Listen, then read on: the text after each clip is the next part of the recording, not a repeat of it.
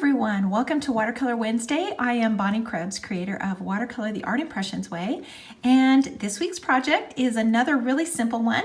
I'm going to show you how to create this little hillside and put these little structures on it. So in this example, I've used the same structure for all of these little houses, but you could easily switch that out and use different ones if you want to. But I want to show you that you can use the same stamp and actually switch it up a little bit. Changing the color really changes that image, and you can use the same stamp and get a totally different look. So that's what we're going to do today. We're going to create this little hillside, put some little water in, and super easy. And actually, this only takes 5 stamps, which I also love about it. So sometimes it's fun to use a bunch of stamps.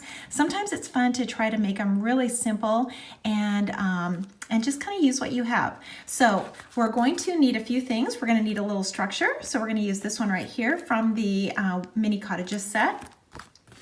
In the branches set, we're going to use this one right here. And then in the garden, the wagon mini set, we're going to use this one. And then in the foliage set, we're going to use this small foliage right here for the background, and then we're going to use the small little grass. So those two, and that is all we're going to need.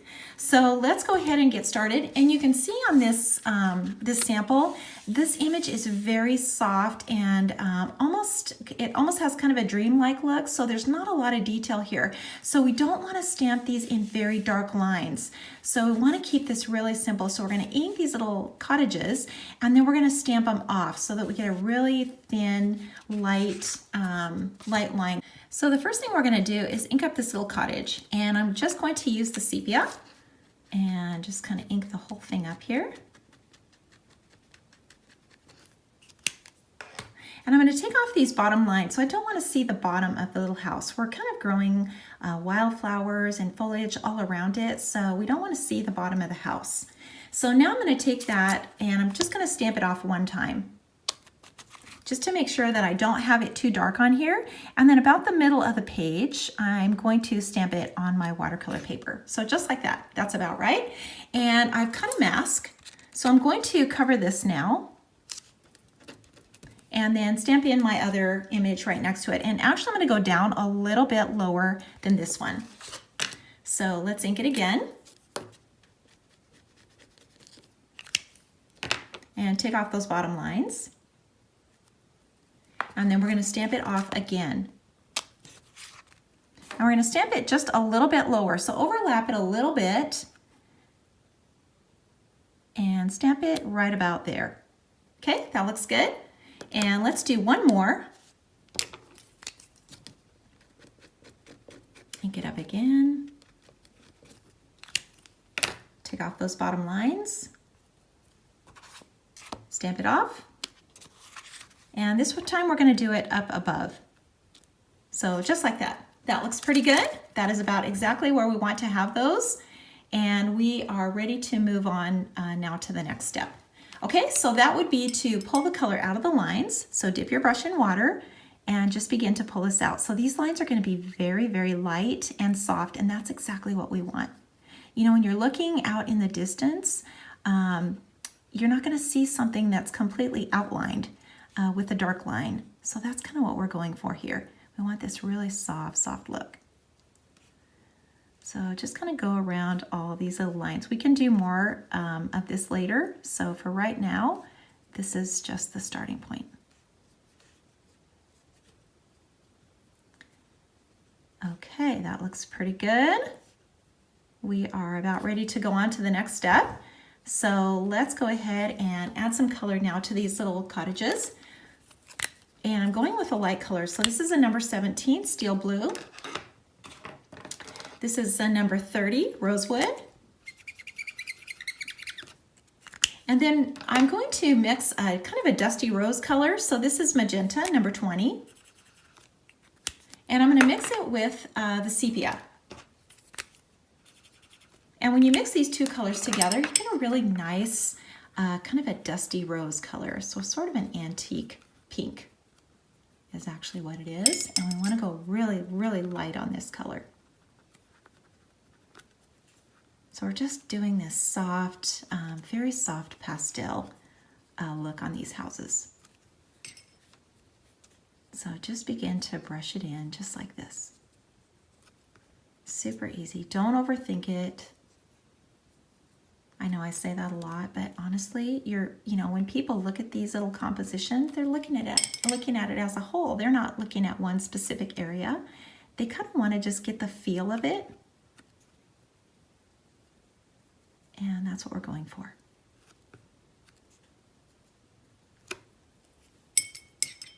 So just a little bit of this color in here. And then let's go with this tan. And just brush a little of this in. Just super easy.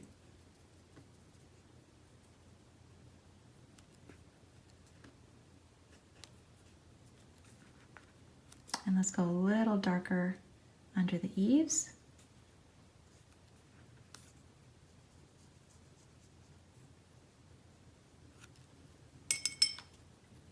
And a little darker on this one as well.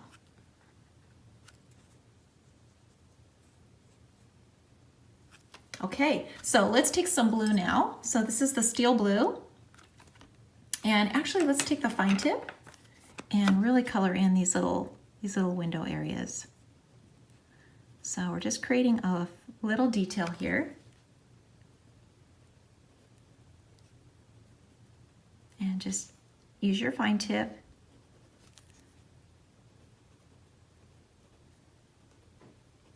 And just brush this in. Super easy. Don't overthink it. Okay, we're getting our little structures in here. So let's add some roof color now, and let's go with light. Let's continue on with this light, very pastel look. And let's color in these roofs. So remember, when you're doing rooftops, make sure you don't color all the way to the top. You want to see that highlight? You want to see that highlight in there. So I changed up this roof color a little bit because I have the house that's this tan. So I just mixed a little sepia with it. Easy to do.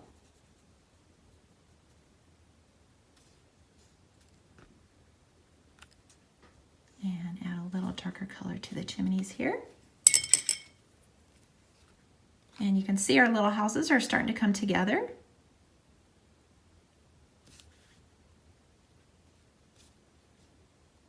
You can always add more color later too. Don't be afraid to add a mix of color. You know, nothing is ever a single color when you're looking at it out in the distance. Okay, we can go back to these in a little bit, but let's go ahead and do the next step, and that's to add our foliage in. So we're going to use this small little foliage, and I've placed it on here upside down. So there's two sides to this little foliage.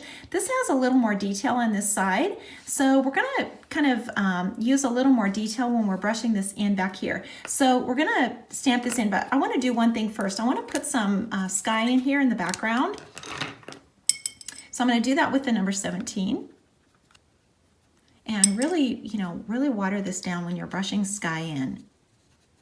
And I want to kind of stamp those trees and that foliage in over the sky. So I'm just going to brush this in first.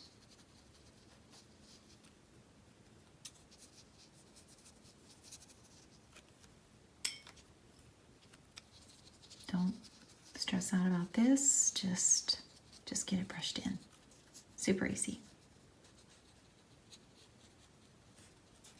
Okay, that looks pretty good. And as soon as that's dry,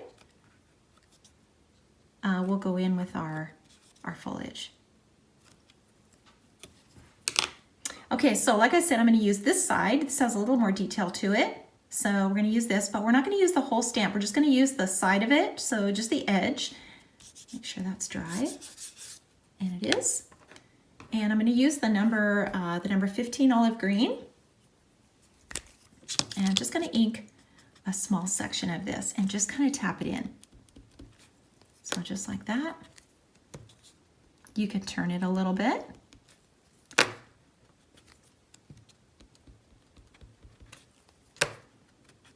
And just kind of tap it in all around these little cottages. And then we're going to go back in with water and we're just going to kind of blend it out.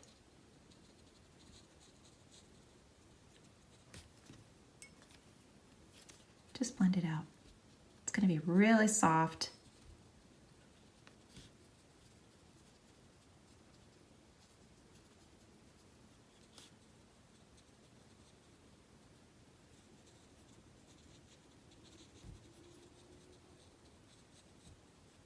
And just kind of work your way across.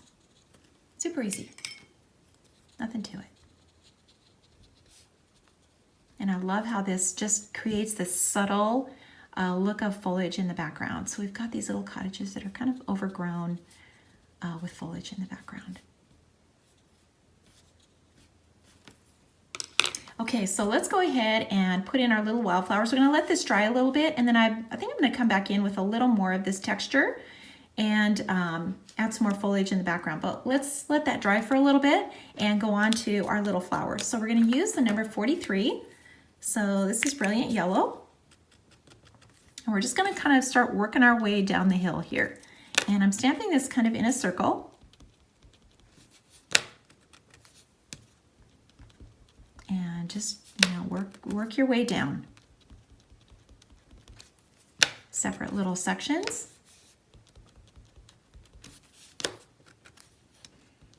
So you can see these little wildflowers are growing all over the hillside. And you want to be sure that you're stamping it over and over again, because that's how you get this three-dimensional look. When we add water to this now, you know, those dark first impressions are going to come forward and then the light ones are going to fade back. And so we're going to get this, you know, idea of this three-dimensional image. So important that you're stamping that over and over again a bunch of times, just a bunch of times. So let's go in here with a little darker color. This is an orange, so this is actually butterscotch, but you can use any orange. And just put a few more of these in, just to kind of anchor this down a little bit. This Brilliant Yellow is pretty light, and so we want to get a little mix of color in here.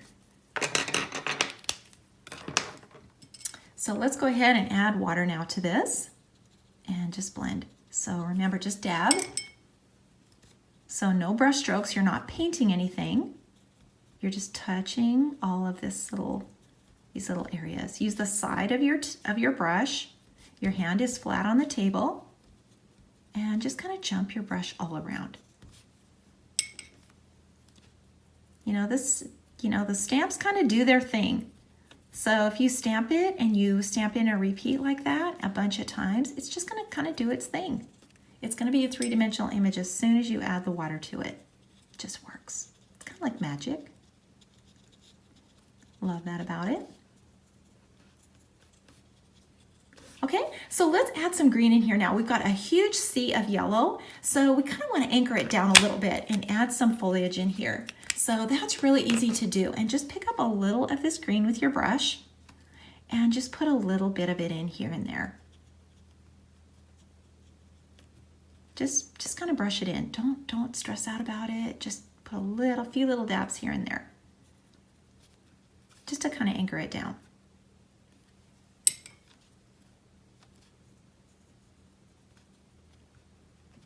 And you can use the other green too. You can mix your greens up and add some color from the number 72 as well. So you can tap in a little bit of this green too. Just super soft and much more abstract looking.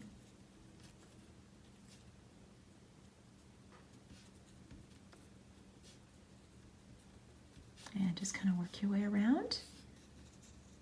You can see it's kind of making it a little more three-dimensional, kind of anchoring it down a little bit so we don't have so much light color.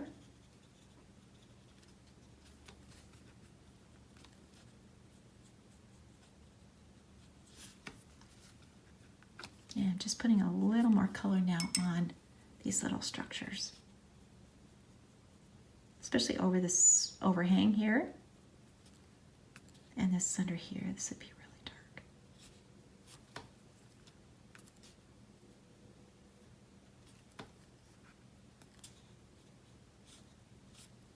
Okay, so let's go back in here and just tap in a little more of this foliage. Let's turn this around and use this side now.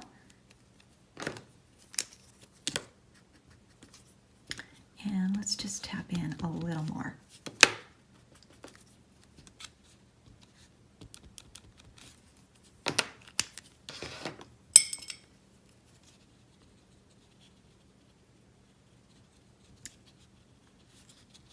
And a little bit more over here. And the more you blend, you know, the softer that it's going to get. We're just creating this really, really soft watercolor image.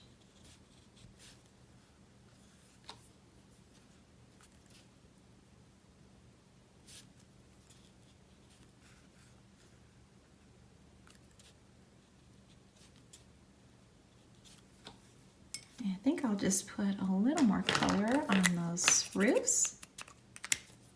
That was the number 30 again. The more layers, the darker it's going to get. So you can always go back over it again. Just putting a little darker line under here. Okay, that looks pretty good. Let's put some trees now in the background. So we're going to do that with this branch, this little branch. So I'm just going to color just parts of it. So kind of this middle section a little bit, and maybe stamp some in here. And I'll do that again over here and maybe here.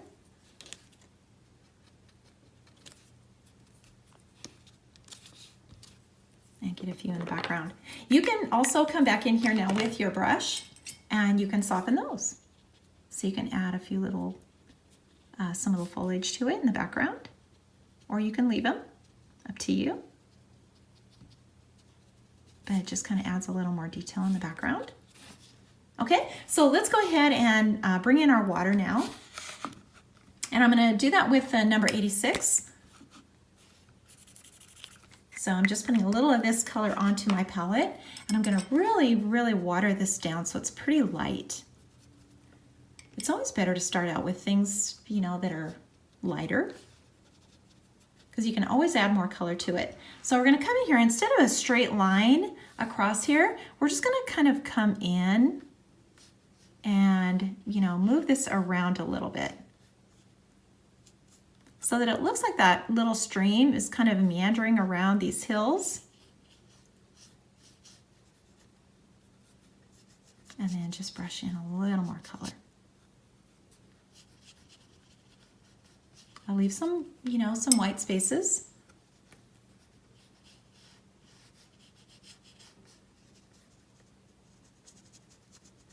So that you don't have everything colored in exactly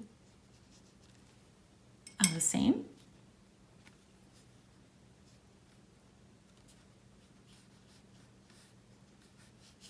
And then let's bring some foreground in.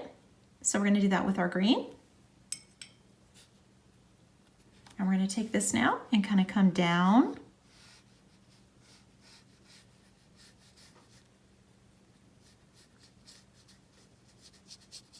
And just brush it in. Remember, it's just the idea of things, so don't stress out too much about this.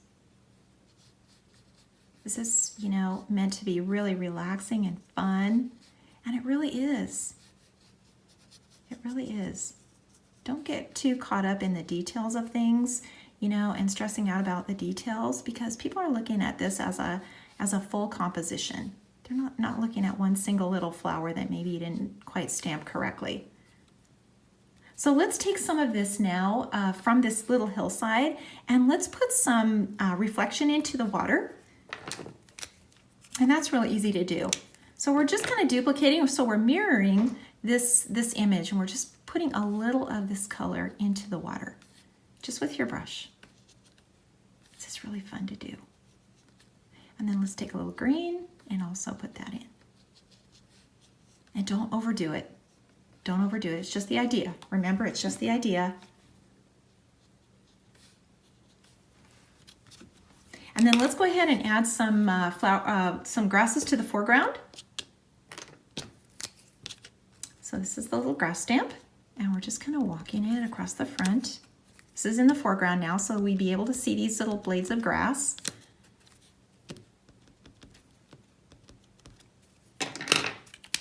And just the idea of it. And then just add some water, pull that color out.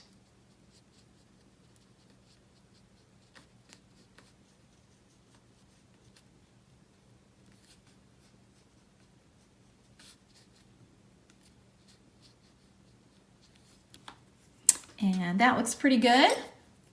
I'm just going to blend some of this color out now to the side. You want to kind of always think about your composition in a circle or in an oval so that things don't, stretch out too far.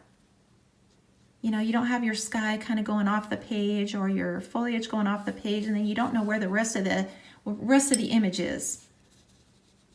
So just kind of dragging this out. Make sure that I have a good area.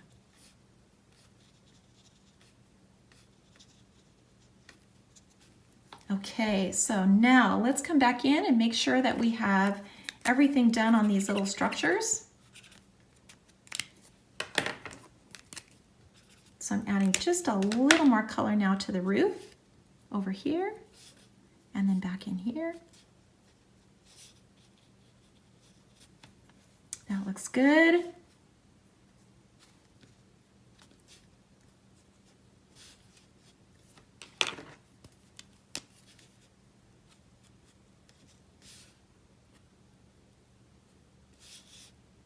A little more detail. I use my fine tip so much. This is the fine tip of the sepia now, and you can see that it just kind of puts lines back in that maybe you might be missing.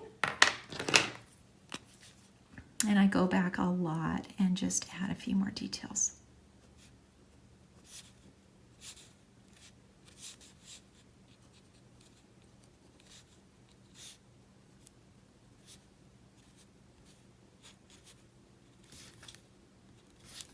Okay, I think that looks pretty good. We're ready to sign and date.